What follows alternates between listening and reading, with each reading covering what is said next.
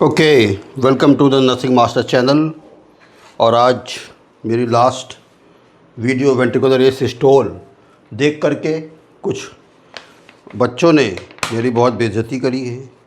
बेइज्जती ये करी है कि उन लोगों ने कहा कि सर आप एबीजी एनालिसिस पे क्यों नहीं बनाए वीडियो।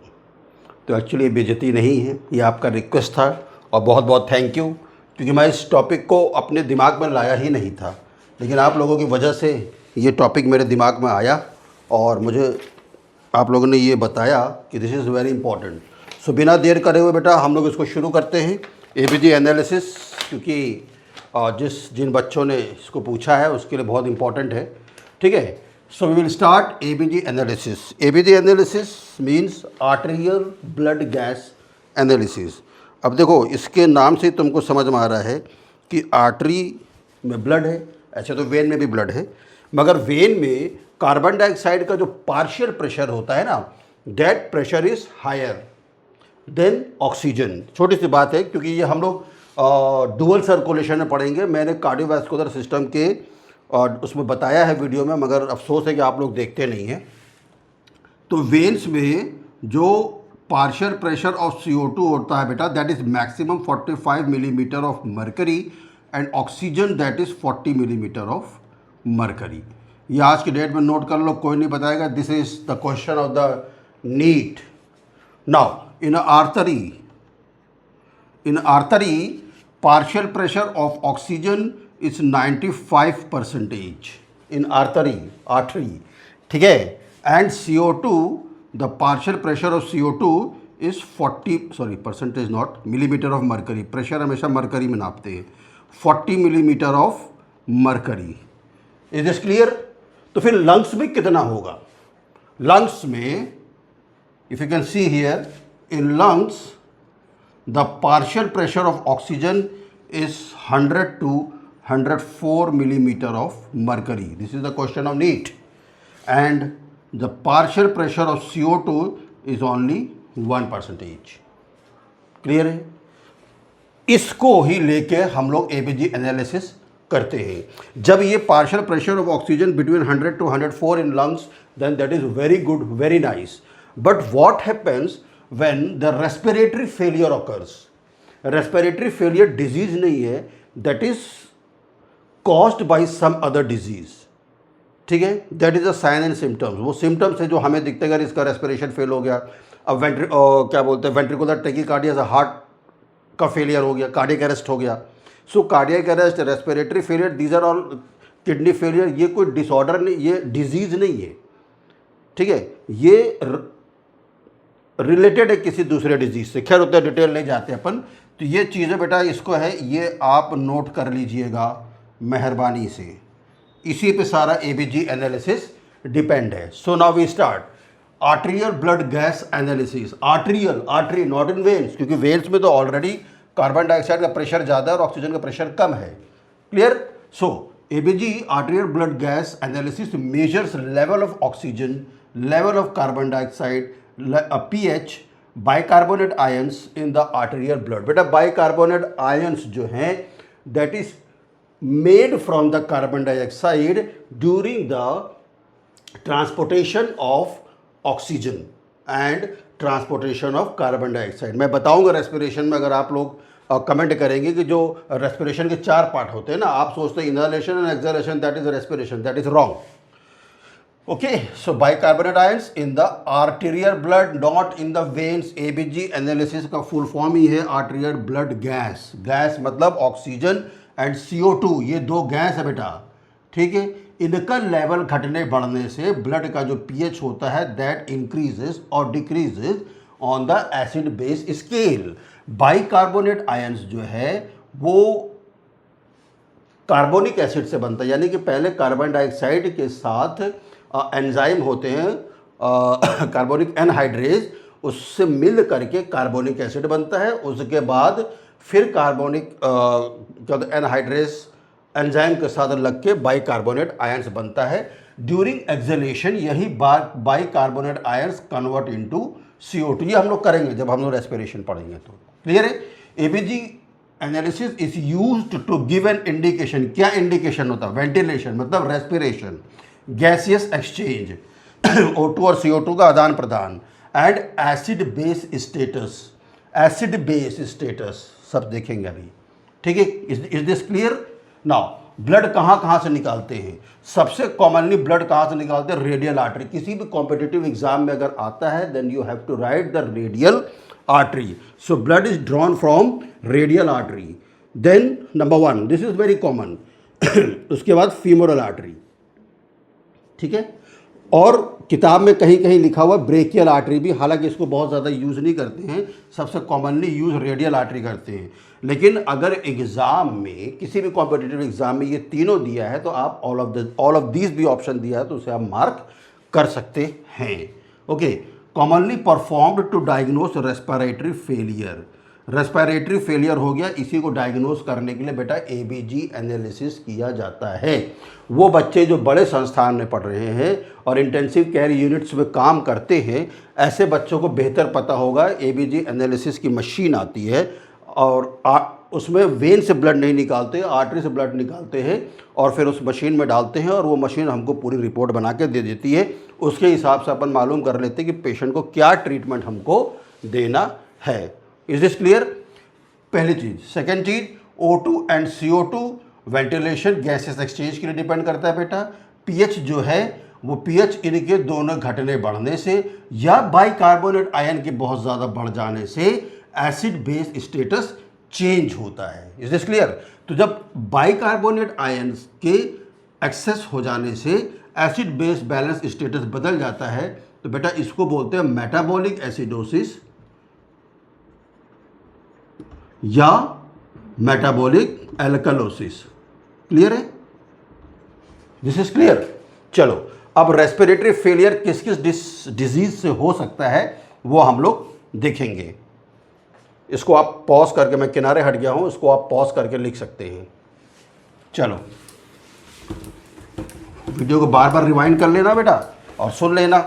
काम की बात बताई है, ना समझो तो फिर से कमेंट करके बेइज्जती करना, क्या परेशानी है उसके अंदर, ठीक है। चलो, नाउ रेस्पिरेटरी फेलियर किस किस वजह से हो सकता है बेटा? पहली बात तो लंग ही फेल हो जाए, लंग फेलियर, ठीक है। Diabetic keto acidosis, this is what, बहुत लंबी लिस्ट है। डायबिटिक कीटा एसिडोसिस, ठीक, ये सब डिटेल में नहीं करेंगे। ARDS, acute respiratory distress syndrome, ठीक है।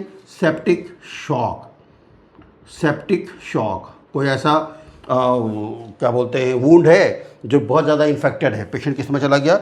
सेप्टिक शॉक में। निमोनिया, निमोनिया की वजह से भी रेस्पिरेटरी फेलियर हो सकता है। हाइपोवॉलेमिक शॉक, बहुत ज़्यादा ब्लीडिंग हो गई, हाइपोवॉलेमिक शॉक, ठीक है। या acute heart failure, cardiac arrest, renal failure.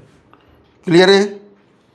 Chronic vomiting, chronic vomiting, किसी को बहुत ज़्यादा वॉमिटिंग हो रही, क्रोनिक वॉमिटिंग बेटा क्या करती है? मेटाबॉलिज्म में गड़बड़ की वजह से होता है, तो इसमें मेटाबॉलिक एल्कलोसिस, ठीक है, chronic vomiting. Then uncontrolled diabetes, जिसको है घर में या किसी को है तो बहुत ज़्यादा इसको कंट्रोल करना है। लोग इंसुलिन की पत्ती चाटते हैं और पता नहीं क्या क्या चाटते हैं, ठीक है। आस्थमा,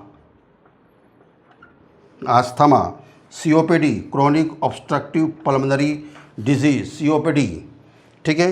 हैमरेज, तो चलो हैमरेज से हाइपोवॉलेमिक शॉक हो गया, ठीक है। ड्रग ओवरडोज, ड्रग ओवरडोज, ये सब बात हम लोग कर चुके हैं वेंट्रिकुलर टेकिकार्डिया में, ठीक है। मेटाबॉलिक डिसऑर्डर्स या डिजीज़, मेटाबॉलिक डिजीज़ जैसे गाउट है, ठीक है, ऑस्टियोपोरोसिस है, हाँ, यूरिक एसिड का बढ़ जाना है, यूरीमिया है, ऑल दिस मेटाबॉलिक डिजीज़ या disorders. Chemical poisoning, chemical poisoning, अब इतना दिमाग तो है कि केमिकल जहाँ इंडस्ट्रीज में यूज़ हो सकता है वहाँ पॉइजनिंग हो सकती है। So these are the causes through which the respiratory failure can occur, and for this you require to do the ABG analysis. चलो, now what are the key components of an ABG, लिख लो। Okay, pause कर लेना। Okay, की components of ABG analysis, मतलब की component मतलब कि हम लोग देखेंगे क्या क्या उसमें। की कंपोनेंट ऑफ एन एबीजी, तो जैसे हम लोग पहले बात कर ही चुके हैं, तो बेटा सबसे पहले क्या देखेंगे, पीएच। ठीक है, सो पीएच क्या है, that is a measures the balance of acid base in blood, acid base balance in blood. कोई बता सकता है ब्लड का पीएच नॉर्मल कितना है? नॉर्मल वैल्यू यहाँ में लिख देता हूँ एनवी। नॉर्मल वैल्यू ब्लड में, ब्लड का जो पीएच है उसकी नॉर्मल वैल्यू 7.35 टू 7.45। ठीक है, this is slightly alkaline, this is slightly alkaline. अगर ये एसिड बेस स्केल है मेरे बच्चों तो ये 0 है, हियर इट इज़ न्यूट्रल।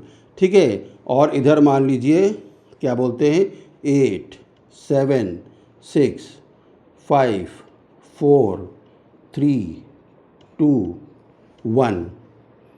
ठीक है, मैंने गलत बना दिया।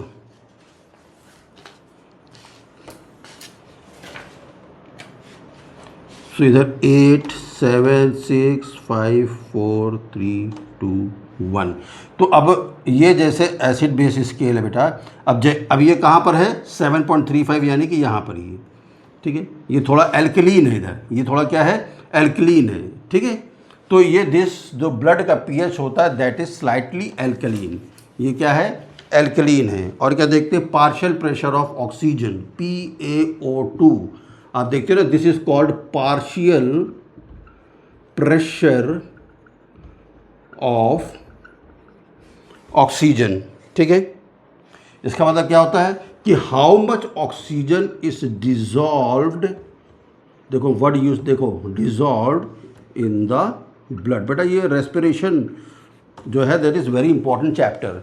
सो PaO2 मतलब होता है पार्शियल प्रेशर ऑफ ऑक्सीजन, कितनी ऑक्सीजन ब्लड के अंदर डिजॉल्व्ड है। Then PaCO2, partial pressure of carbon dioxide, this measures the pressure of CO2, पहली बात तो ये, and how well CO2 moves out. ठीक है, partial pressure of carbon dioxide मैंने बता दिया, आर्टरीज में कितना होता है, वेन्स में कितना होता है, लंग्स में कितना होता है। ठीक है, now what we see number 4 is bicarbonate ions. Bicarbonate ions actually carbon dioxide का ही प्रोडक्ट है, but it converts into the ions during expiration. जब हवा को निकालते हैं बाहर,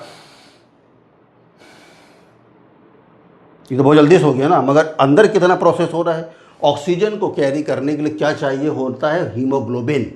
इसीलिए जिनका हीमोग्लोबिन कम होता है उनको सांस लेने में दिक्कत होती है। तो ऑक्सीजन बेटा कैरी किससे होता है, हीमोग्लोबिन से, मगर ऑक्सीजन ब्लड के अंदर भी डिजॉल्व हो जाती है।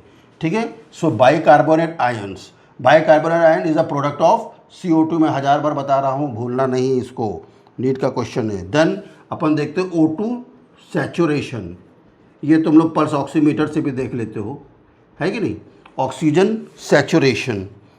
ठीक, सैचुरेशन मतलब क्या होता है कि कितनी ऑक्सीजन हीमोग्लोबिन में कैरी कर रही है, how much oxygen is carrying through the haemoglobin. बेटा एक हीमोग्लोबिन में देखो, ये एक हीमोग्लोबिन का स्ट्रक्चर है, दिस इज 1 हीमोग्लोबिन। ठीक है, जिसमें 4 आयरन होते हैं, इफ़ यू कैन सी, एक हीमोग्लोबिन का जो कंपोनेंट है that contains 4 iron and globulin chain. Is this clear? हर एक आयरन एक ऑक्सीजन को पकड़ेगा, हर एक आयरन एक ऑक्सीजन को पकड़ेगा, यानी कि एक haemoglobin could carry the 4 molecules of oxygen. ये थोड़ा सा हाई लेवल हो जाता है, मगर ये सिंपल आप बता रहा हूँ, इसी को बोलते हैं सैचुरेशन। मेरी बात समझ गई? अगर कोई एनीमिक है, हीमोग्लोबिन को उसको कमी है, तो ऑक्सीजन का सैचुरेशन ऑलरेडी क्या हो जाएगा, फॉल हो जाएगा। Is this clear? नाउ एक और बेटा पॉइंट इसमें है, ऊपर लिखता हूँ, इसको हटाते हैं हम, ऊपर लिखे, ठीक है। That is number 6, O2CT. What is O2CT? This is the oxygen content. Oxygen content. ठीक है, इसका मतलब क्या है, measures the amount of oxygen in blood. देखो क्या क्या चीज़ नाप रहे हैं, ठीक है। And number 7, last but not least, haemoglobin भी तो होना चाहिए मेरे भाई, हीमोग्लोबिन भी तो होना चाहिए। मेरा तेज़ी से पढ़ाने का प्रॉब्लम ये है क्योंकि तुम लंबी वीडियोस को नहीं देखते हो, ये शर्म की बात है, ठीक है, शर्म की बात है ये। वो रील, नाच गाना, पिक्चर, सीरीज, ये सब देखते हो, पढ़ाई की चीज़ें नहीं देखते। Okay, so these are the key component of in an ABG analysis. Is this clear? Is this clear? Pause करके देखेंगे। चलो नॉर्मल वैल्यू देखते हैं, तो उससे तुमको अंदाज़ा लग जाएगा, ठीक है। नॉर्मल वैल्यू एन वी वॉट, पीएच कितना होना चाहिए, अभी मैंने बताया ब्लड का जो पीएच बेटा, that is should be between 7.35 to 7.45। Blood is slightly alkaline, ठीक है। Partial pressure of oxygen in the blood that is 75 to 100 millimetre of mercury. ये किताब में दिया हुआ है, लेकिन आप थोड़ी और हायर क्लास और आप हायर अगर किताब में पढ़ेंगे तो उसमें जो आर्टरी में ऑक्सीजन का जो प्रेशर है that is only 94 to 95%। But any how, जो हमारे मेडिकल बुक में दिया हम उसको पढ़ेंगे। 75 to 100 millimetre of mercury, partial pressure of oxygen. Partial pressure मैंने बता दिया है, जब प्रेजेंटेशन या द ऑक्सीजन का प्रेजेंट ब्लड के अंदर कितना डिजॉल्व है वो बताता है, ठीक है। देन PaCO2 यानी partial pressure of carbon dioxide should be between 35 to 45 millimetre of mercury, ठीक है। बाइकार्बोनेट आयंस कितने होने चाहिए, that should be 22 to 26 milli